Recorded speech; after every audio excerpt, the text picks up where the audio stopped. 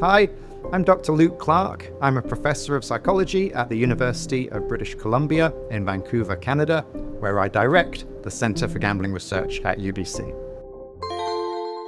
So why is bipolar disorder linked to gambling?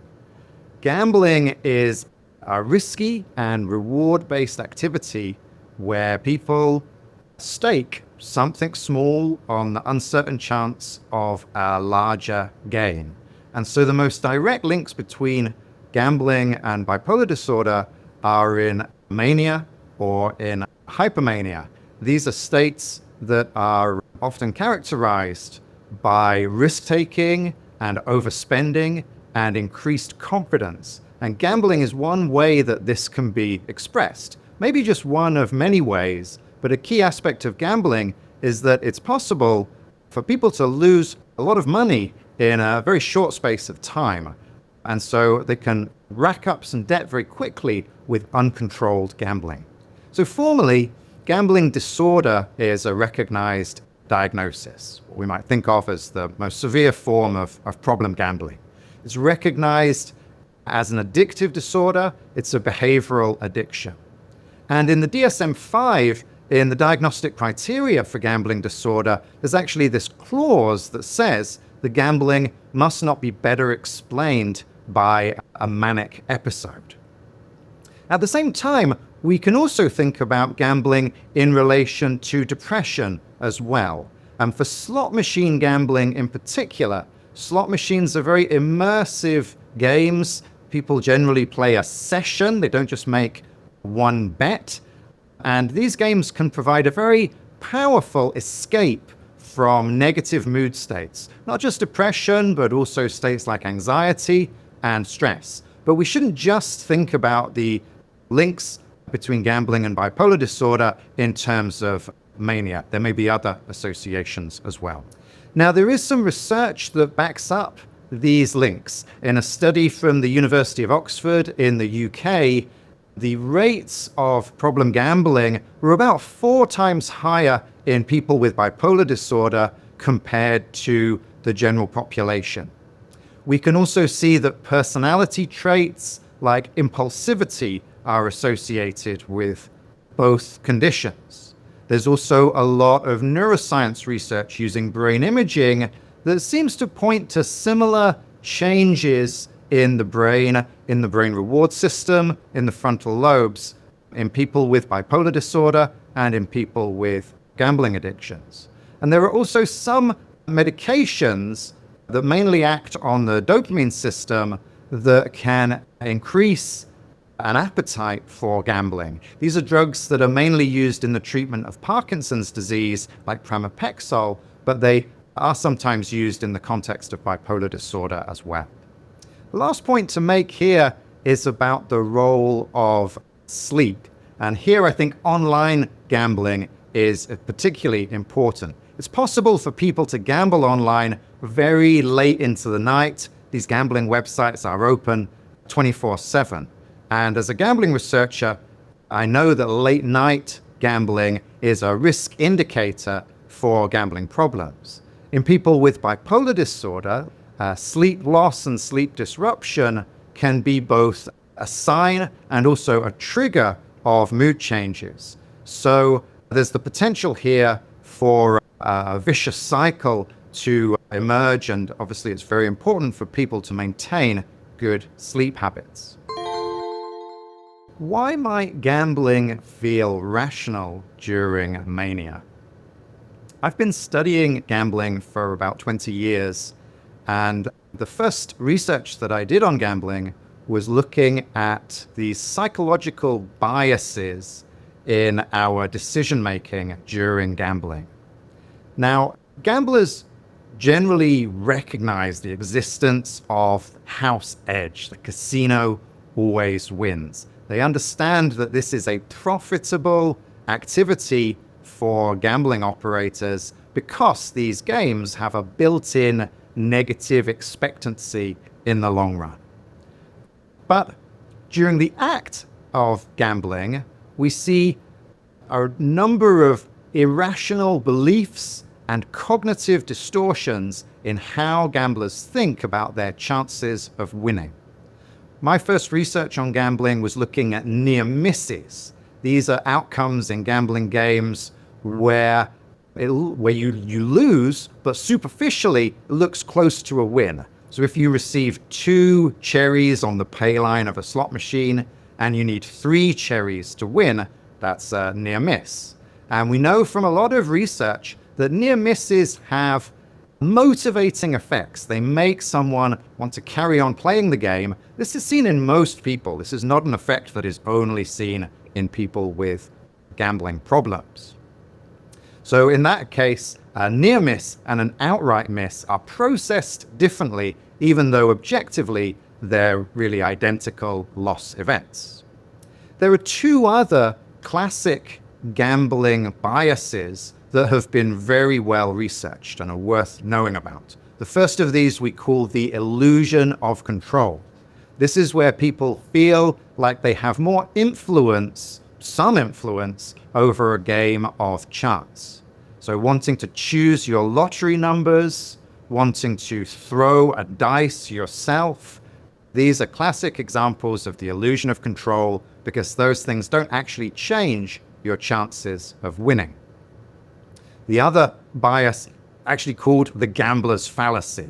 This is a bias in sequences of events where we detect patterns or predict patterns in a series of bets. So most famously, if there's a long run of losses, a gambler might feel like they are due a win or owed a win when really these bets are all independent from each other.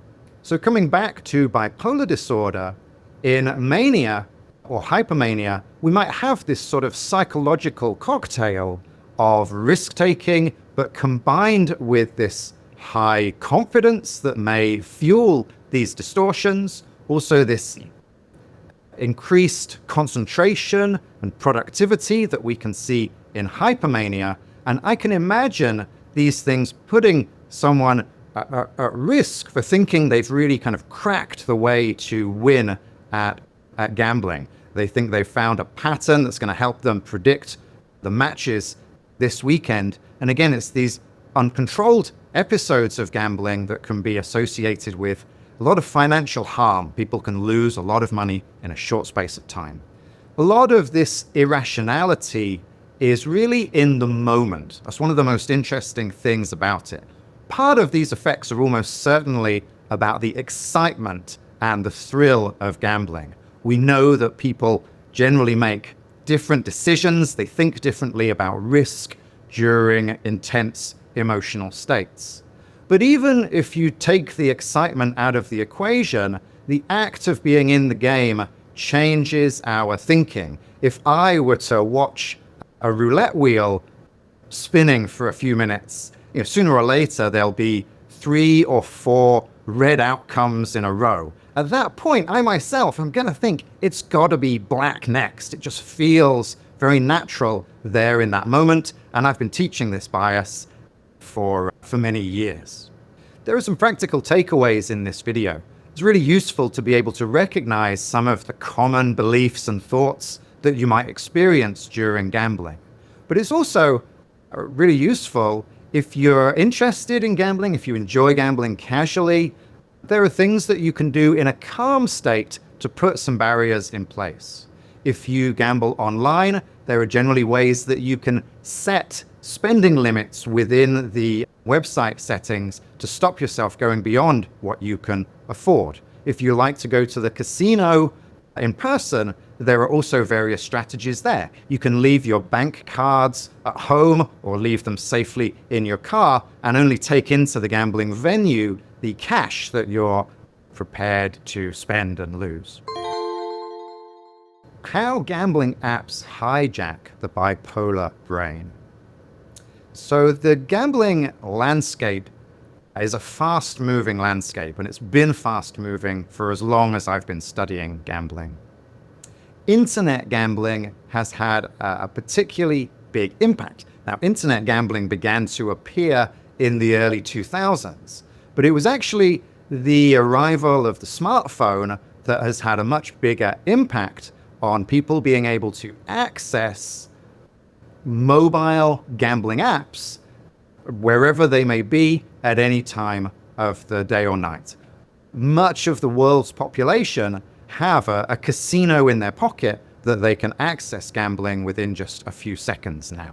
Now, this high accessibility of online gambling is a risk factor for people who are impulsive.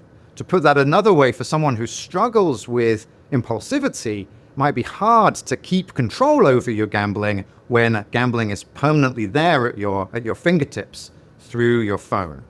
Now, we know that younger people, young adults, and young men in particular are high-risk groups for gambling harm, but we can also see a range of conditions that are associated with increased impulsivity. Bipolar disorder is one of those conditions. Now, the common ingredient in gambling is reward uncertainty. And we know that the dopamine system in the brain, this is a system that is involved in reward prediction. It's a system that is well known to be involved in addictive behaviors. And the dopamine system is also profoundly interested in reward uncertainty. So dopamine neurons in the brain respond to signals, cues that predict rewards, but for uncertain rewards, they also show a response during the period of anticipation while you're waiting to see what's going to happen. This is effectively the period when the slot machine reels are spinning. Dopamine neurons are very interested in that moment. And we know that in bipolar disorder, manic episodes also seem to be associated with increased dopamine levels. Now, that link to uncertainty is present across all forms of gambling. A weekly lottery ticket creates a few days of uncertainty. But many modern gambling forms are much faster games. They're continuous games where you encounter that uncertainty over and over again, very compressed into a short time scale that is going to make it most attractive.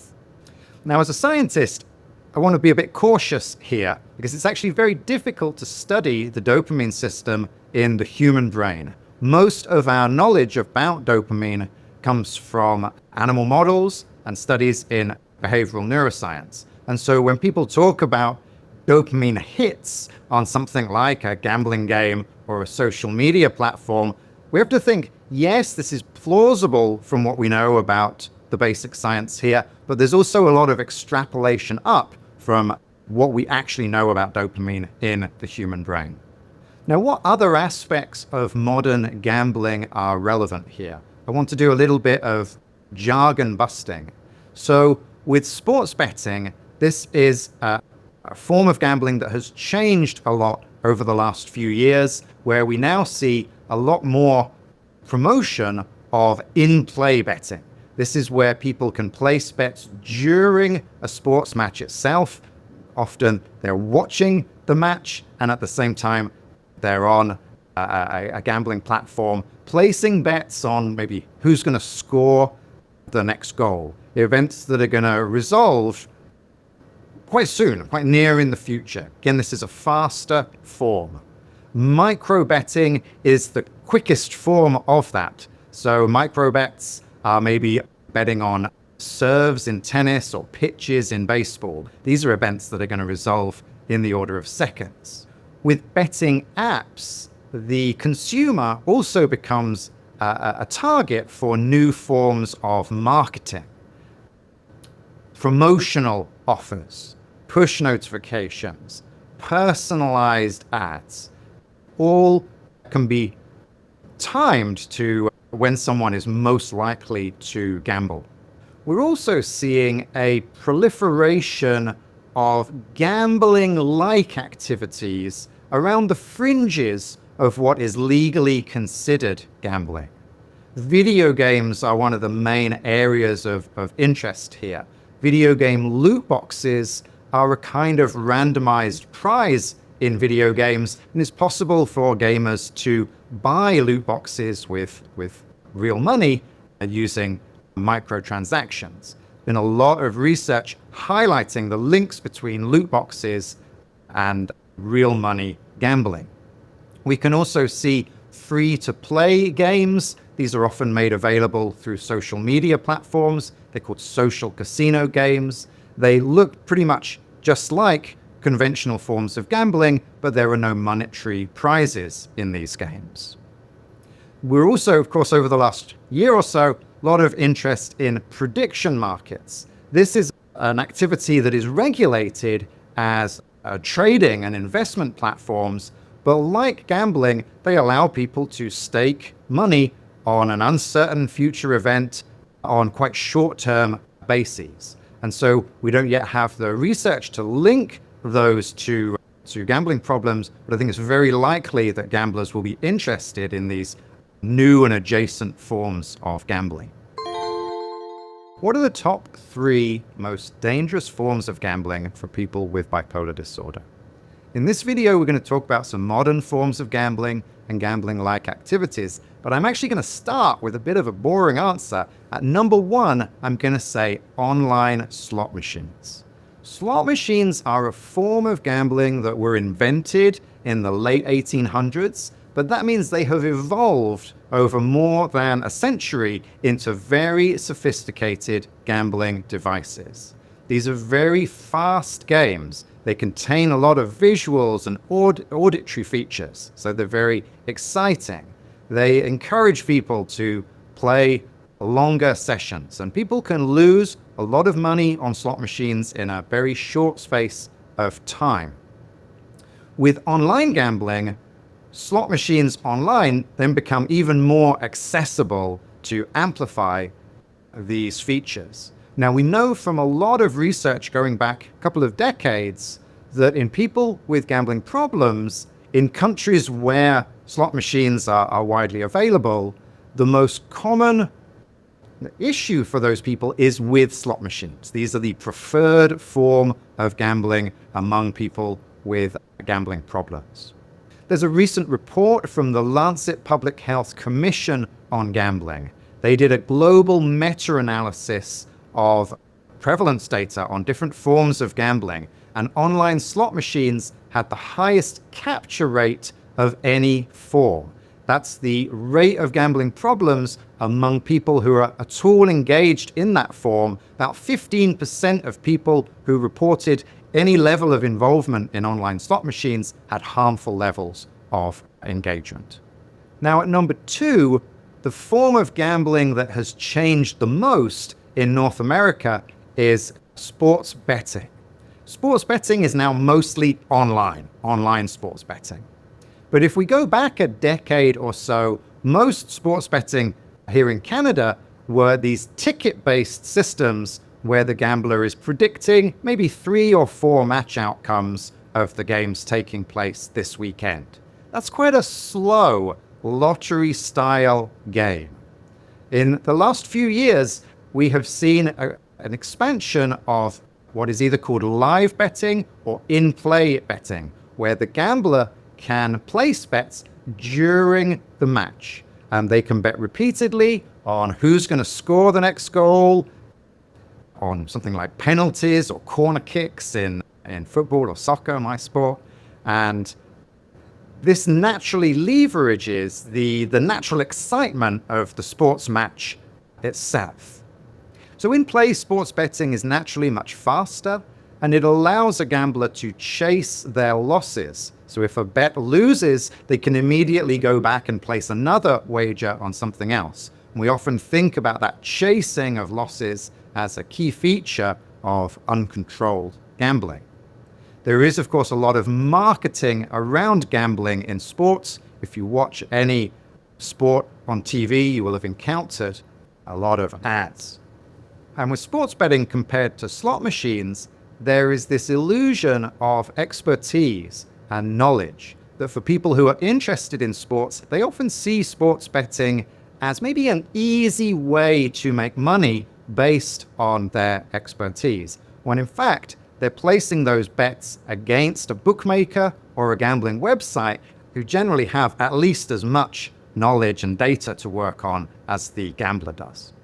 For number 3, as a gambling researcher, I find this a difficult one because there are actually a wide range of recent and emerging forms of gambling and gambling-like activities that are clearly linked to gambling harm and problematic gambling. Video game loot boxes, cryptocurrency trading, other casino games, particularly online casino games like online roulette or online blackjack. These features are all associated with gambling problems. But the point that I'm going to make here is about the diversification of gambling, the number of different forms that somebody is involved in. So for someone who maybe bets on one specific sport like basketball, if they start betting on a new sport, that's an important transition. For someone who bets regularly on sport, but they find themselves visiting the online casino section of the website as well, that's a transition. And very clearly in the research on gambling, the number of different forms of gambling that someone participates in is a strong predictor of gambling problems. So in this video, we've seen a couple of specific forms of gambling that are linked to gambling problems, slot machines, and modern sports betting. But as well as focusing on specific forms and their design features, we also need to be very mindful of simple but strong effects. Just the number of different kinds of gambling someone participates in is itself a strong risk factor. How treatments and resources for gambling addiction can help people with bipolar disorder. If you're struggling with your gambling, or if you're worried about a friend, loved one, and their gambling, there are a range of supports and resources that are available. These resources are going to be specific to your jurisdiction. So in Canada, they're organized by province. Here in British Columbia, the Gambling Support BC website is the hub for these supports. There is a helpline.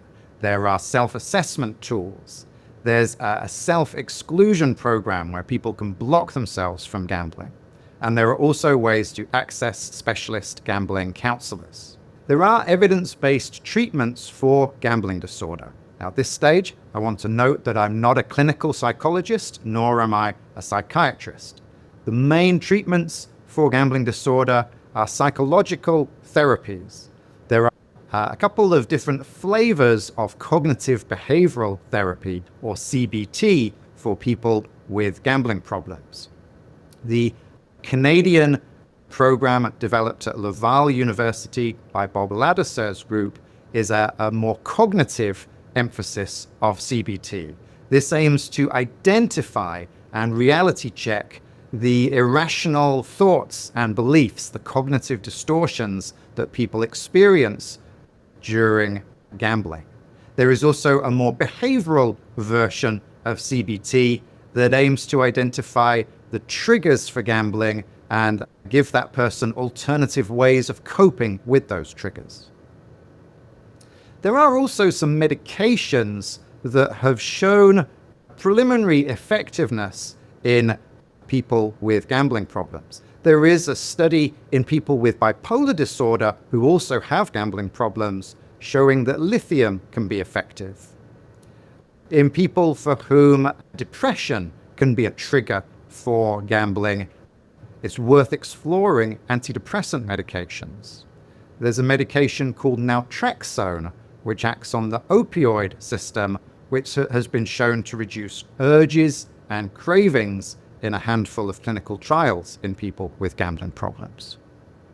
For people with bipolar disorder who are concerned about their gambling, it is worth talking to your psychiatrist about your medications. There have been some medications that seem to increase the appetite for gambling. These are mainly drugs that increase dopamine levels, mainly used to treat Parkinson's disease, but they are sometimes used in the context of bipolar disorder. We should also think about tools and resources for people who maybe enjoy gambling on a casual basis, but are worried about how their gambling might escalate. Licensed gambling websites will offer a number of tools. One of these are self-exclusion programs where someone can go in and block themselves for gambling for a length of time. There are often shorter term blocks, which we might call lockouts, maybe just a week or a few weeks. And there are longer term bans that can go up to a number of years. And that will effectively suspend that person's account so that they cannot place bets through the website. There are a range of ways of configuring your account settings to set limits on your gambling. You can set a spending limit. You can set a deposit limit. You could set time limits for how long you can spend on the app. And if you're setting up these features, I would encourage you to understand whether these are hard limits. Is it really going to cut off your gambling when you reach that limit? Or what you might call soft limits, where you get a warning that your limit is reached, but you can click through that warning and carry on gambling. Of course, the hard limits are a more robust tool in that context. Outside of the gambling app itself, there are a couple of other useful tools to be aware of. There are software blockers that you can install onto a computer that are going to specifically limit your access to hundreds, thousands of gambling websites. It's also worth exploring through your bank whether there is a way of setting any banking blocks so that any payments to a gambling website would be refused. Many of the UK banks now offer these kinds of features. I think they're great tools, and I'm hopeful that they'll catch on in a lot of other countries too. Lastly, it's really important to understand your marketing settings. If you're downloading a gambling app or creating a new gambling account, you really want to think carefully about whether to allow email advertisements and push notifications in particular as things that can trigger gambling when you might rather be doing something different. So this video has reviewed a number of resources for people who might be worried about their gambling, including treatment options for people who might be currently experiencing gambling harm, as well as software tools and supports that people can put in place if they're worried about their gambling in the future. If you found this video helpful, please subscribe so that you don't miss our next bipolar conversation. Thanks for watching.